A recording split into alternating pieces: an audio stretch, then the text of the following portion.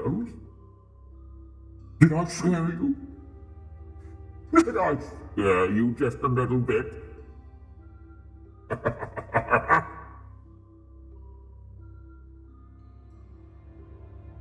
Tonight, you have a special treat. Gemma is not here. Gemma is not here at all. You get me tonight. That is B.F. Bugleberry. A compiler, a curator of some of the most terrifying, scary stories this side of the Eastbound. So, without further ado, I will start with some of the most terrifying pieces of media you have ever seen. So strap on, get yourselves comfy, get prepared, because my stories have no equal.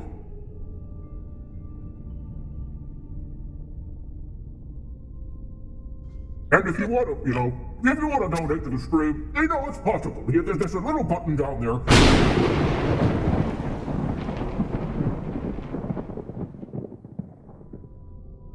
This first tale is called She Nearly Died in the Elevator. I heard this story when I was in Korea. Going back and forth between the different tribes, taking in the culture, and hearing all the terrible things that people, all the awful stories from empires past. One day a girl was walking home late night, after work or something.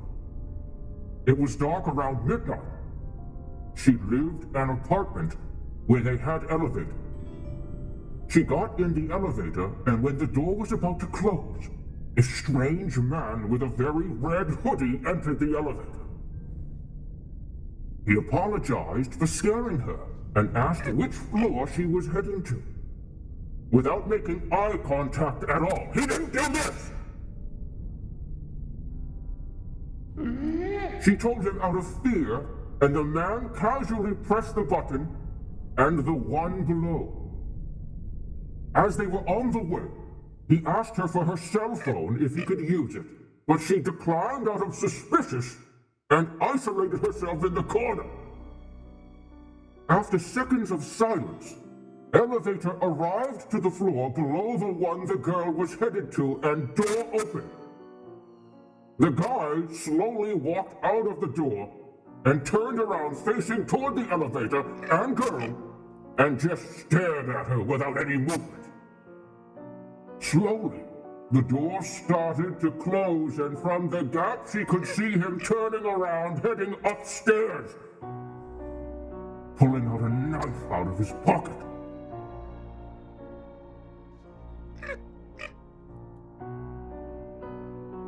That's the whole story. Apparently.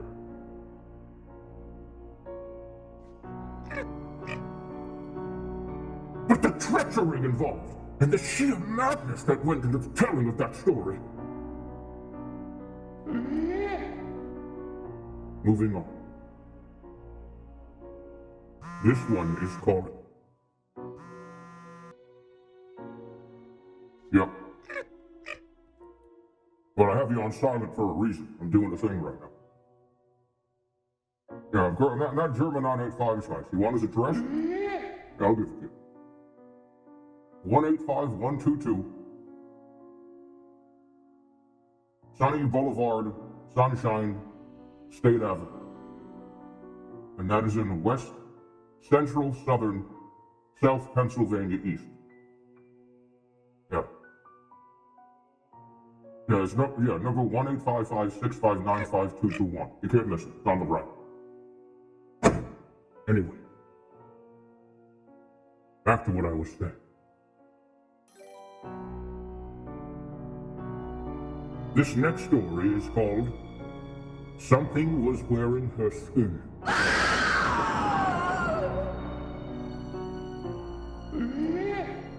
Eddie, I had a bad dream.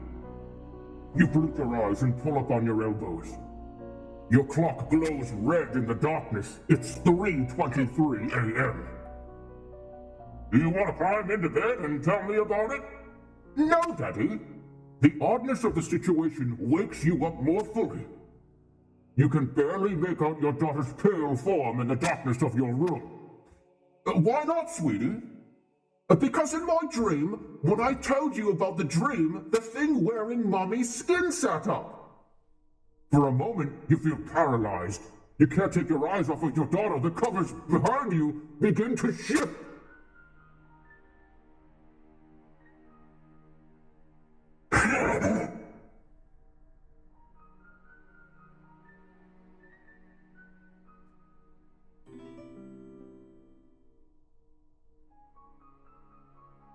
Did I scare you?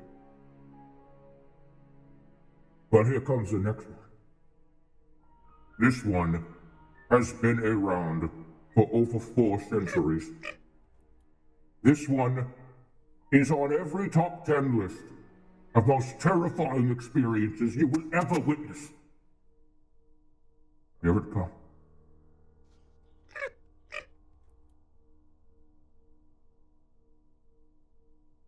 I want to make sure you're all in the mood.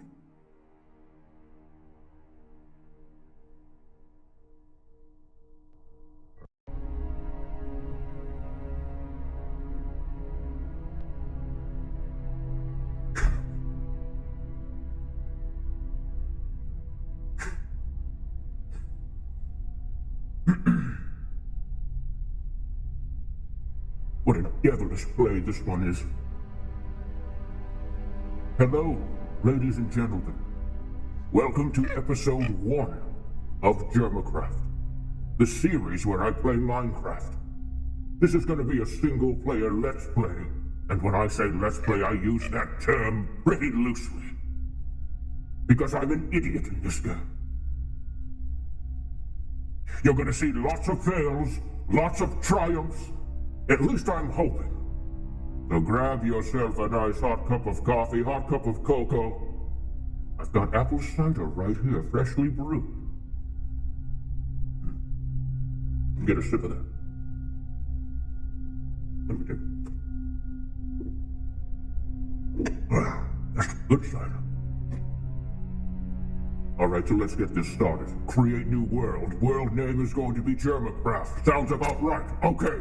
Game mode is going to be survival. That's the most interesting, I think.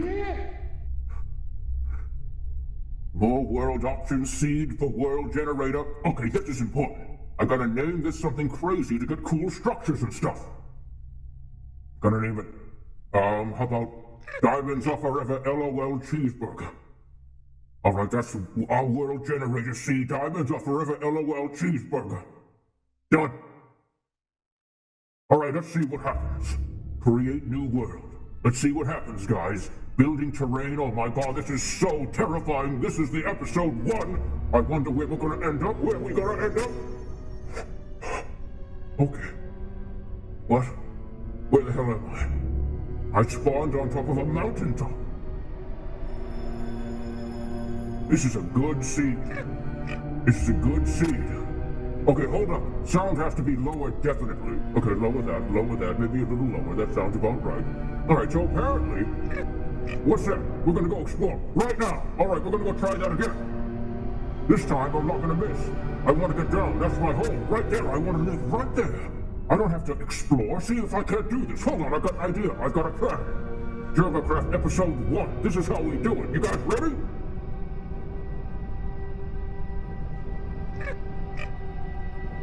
I don't know if you guys are really ready for it. Here we go. I'm going for a skydive. Remember, if you hold shift and you don't fall off, that's something I didn't know when I used to live stream this game. Are you guys ready to go see our new home? Alrighty then. What the hell is that? What the hell is that? Oh, it's an octopus. Okay. Look at this quaint little place I found. I love it already. Already. I'm so stupid. This is why I'm an idiot, guys. You see, I need to get wood, and I just jumped off the... Okay, remember this. Where were we pointing? East? Gotta get some trees. This is the most important part about Minecraft. You gotta get trees. That's the first thing you gotta get. Let me take a sip of my apple cider.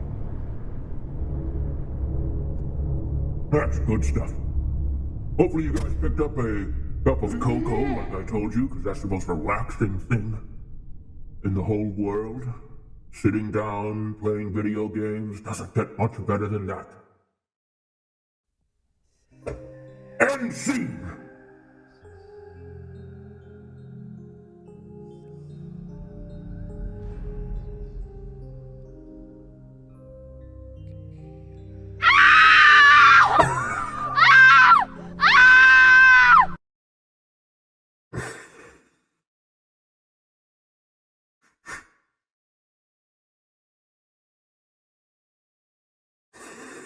I have something in my eyes, I have something in my nose.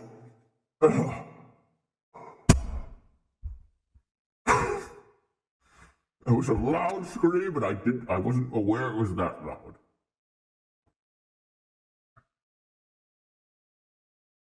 So, as we reach the next portion of the stream, let's take a moment just to take in Halloween. It's coming up real soon. You'll see me again, I guarantee it. I'll be dissecting. I'll be pulling bones out of somebody's body. I'll be eating that person.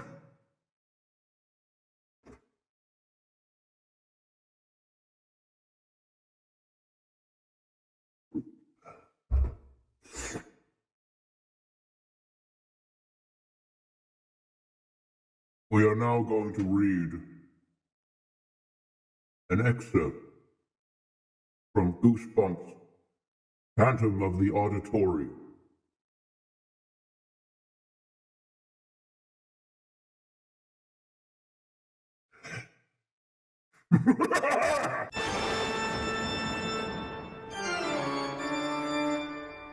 The story starts 72 years ago. Mrs. Walker began the year Woods Middle School was first built. I guess Tina's great-grandfather was a student here that year. Yes, he was, Tina called out. He was in the first class that went to this school. He told me there were only 25 kids in the whole school. Miss Walker crossed her skinny arms over the front of her yellow sweater and whoopsie, and continued her story.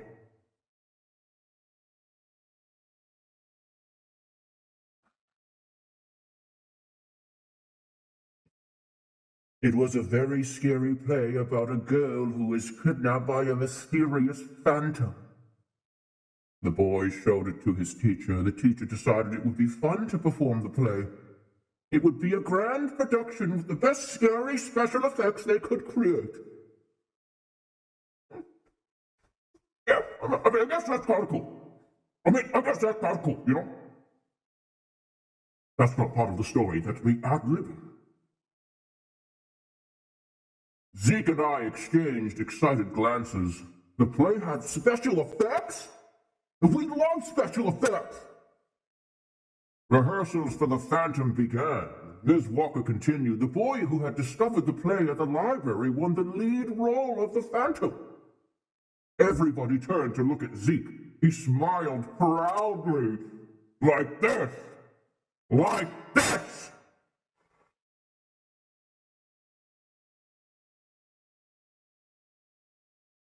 As if he had something to do with it. They practiced the play after school every day, Ms. Walker continued. Everyone was having a really good time. Everyone was working really hard to make it a good play. It was all going so smoothly. Until...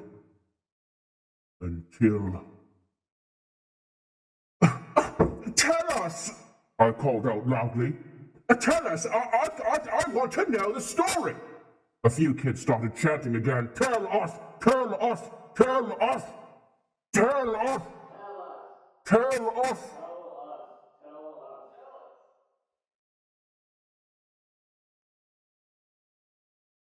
Just fucking tell us already! Okay, I'll tell you.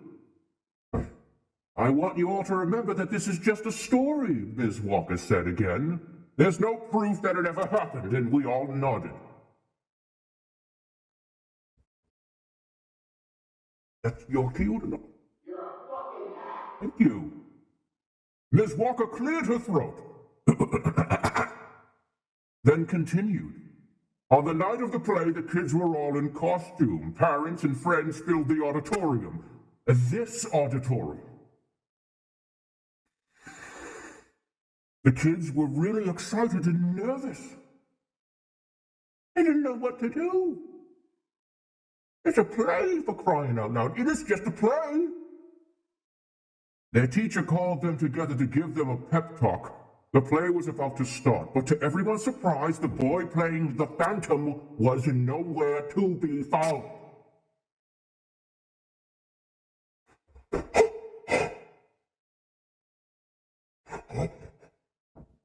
Ms. Walker began pacing back and forth on the stage as she continued the story. They called to him. They looked for him backstage, but they couldn't find the Phantom, the star of the show. They spread out, they searched everywhere, but they couldn't find him. The boy had vanished. They searched for an hour, Ms. Walker continued. Everyone was so upset, so frightened, especially the boy's parents. Finally, the teacher stepped out on stage to announce that the play could not go on. But before she could speak, a horrible scream rang out over the auditorium.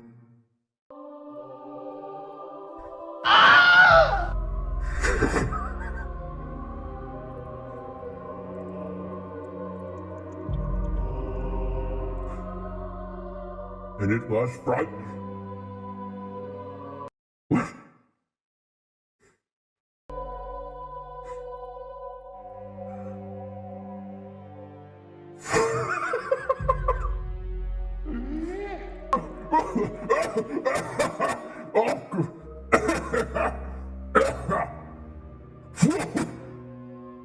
We're too much spicy this morning, you know what I mean? The scream was so violent and loud. Finally, there was a loud noise. And inside of that noise, a box. And inside of that box, a large trophy that the children all examined and weren't sure of what it was or where it came from. What time period did this come from? Really? Okay. Ms. Walker stopped pacing. It was a frightening scream. People said it was like an animal howl. The teacher ran toward the sound. She called to the boy, "Boy! Boy! Where's the boy? Boy! Boy!" And he didn't respond. A heavy silence. No more screams. Once again, the entire school was searched, but the boy was never found. Ms. Walker swallowed really hard. We were all silent. No one even breathed.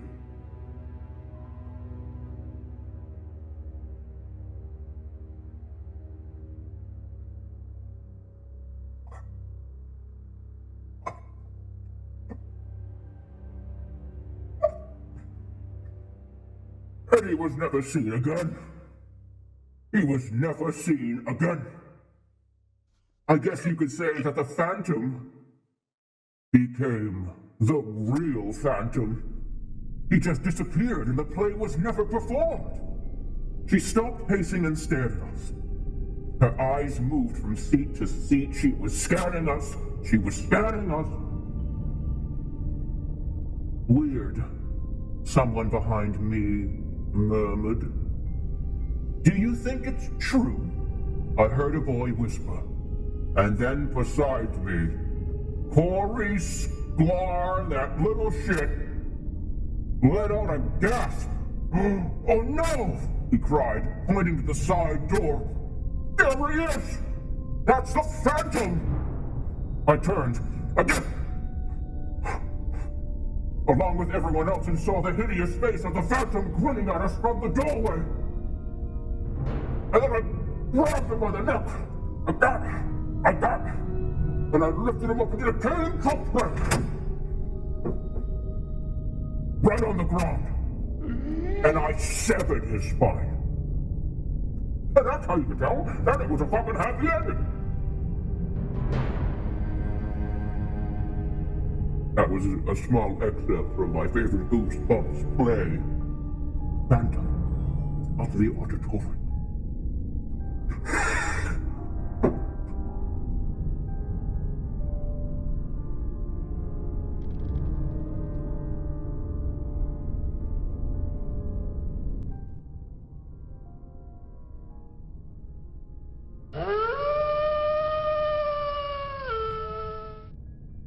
That was a scary one indeed.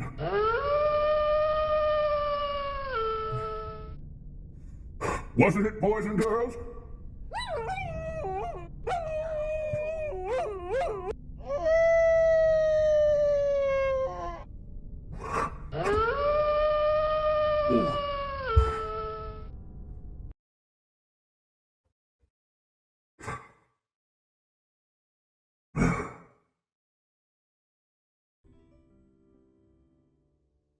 Moving on. One of our final stories tonight.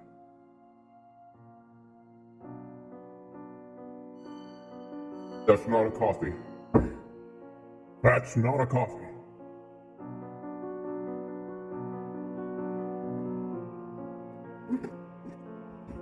Get out of here! Get out of here!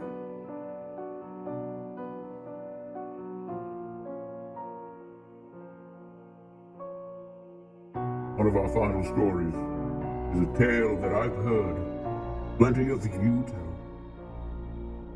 I have seen you tell it dozens and dozens of times. Of course, we're going to do it here tonight.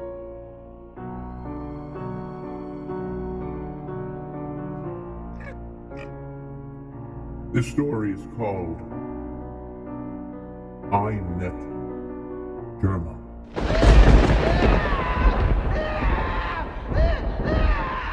I saw Germa in line at the donut shop, buying donuts. I asked him to sign my donut. I said, I don't want to bug you and be one of those guys, you know, asking for pictures and whatnot. And he was all like, oh, like you're doing now. I was taken aback, and all I could say was, huh? But he kept cutting me off, and closing his hand shut in front of my face.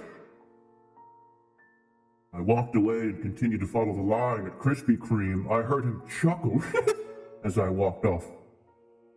When I came to pay for my donuts up front, I saw him trying to walk out the doors with his boxes of donuts and like 15 chocolate milks in his hands without paying. The girl at the counter was very nice about it and professional, and he was like, sir, you need to pay for those first. At first he kept pretending to be tired and not hear her, but eventually turned back around and brought them to the counter. When she took one of the chocolate milk bottles and started scanning it multiple times, he stopped her and told her to scan them each individually to prevent any electrical interference. And then he turned and winked at me. I don't even think that's a word. After she scanned each one and put them in a bag and started to say the price, he kept interrupting her, yawning very loudly.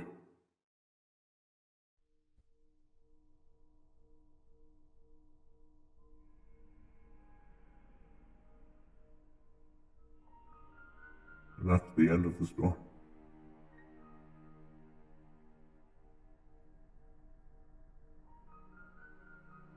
A final tale of deceit and destruction and hatred and scariness and all the terrible things that you have nightmares about. Do not sleep with the lights off tonight. Have one of those little things that beeps during the night that scares off the rats and the mice and the spiders. It also works on ghosts too, if you didn't know. This final tale is titled How to Make a Pulled Pork in a Slow Cooker.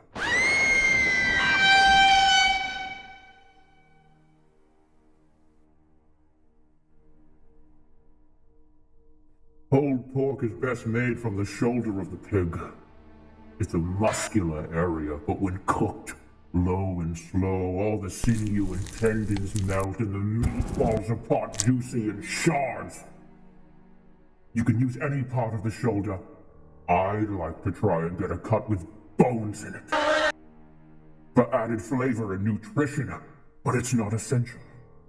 Shoulder roasts are often labeled pork butt or Boston butt, but they're not actually from the pig's rear end. A bonier cut of the lower shoulder is the picnic ham. That's what you want.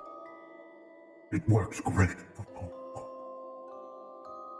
How much pork you start with depends on how many people you plan on feeding, but also on the size of your slow cooker. If you're using a bone-in piece of pork, you should plan for about 3-4 pounds per person at your Eat Cannibal Halloween party. Or about half a pound per person for a boneless piece, you know. Can't be bigger than your slow cooker, don't fuck that up.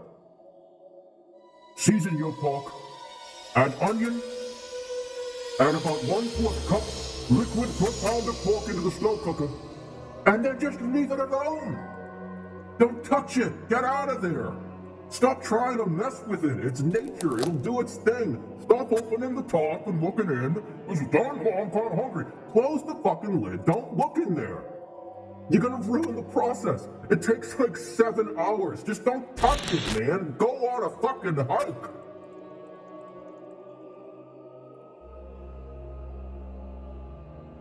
Once everything is in the slow cooker, turn it to low and cook it until the pork shreds easily when you stick a fork in it.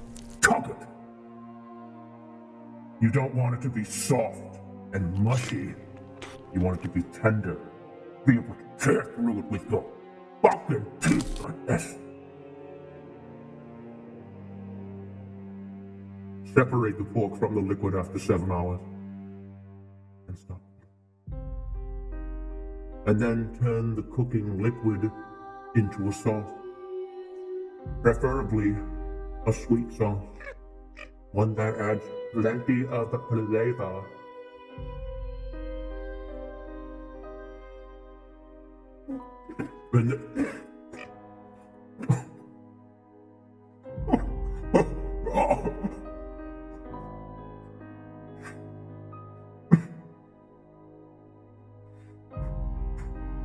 Stuck.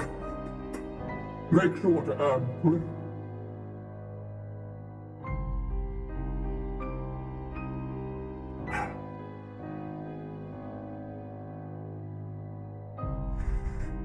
And that is the secret of the decaying, destructive pulled pork sandwich.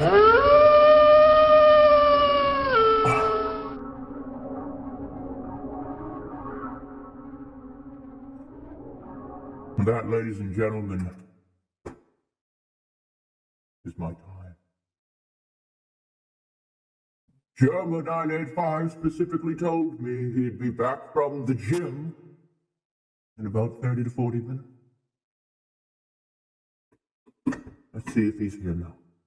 He gave me total access to his computer.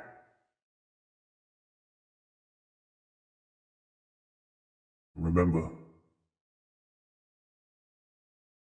sleep tight. Don't let the bedbugs bite you. They will.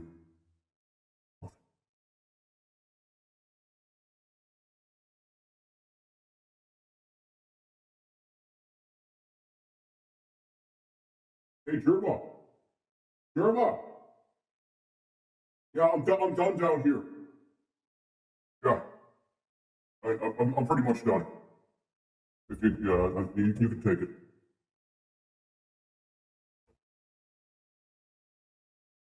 Thanks. Hey, listen. do this thing that I do it at churches. I do it for like kids' birthday parties, anniversaries. If you need me again, just you know, my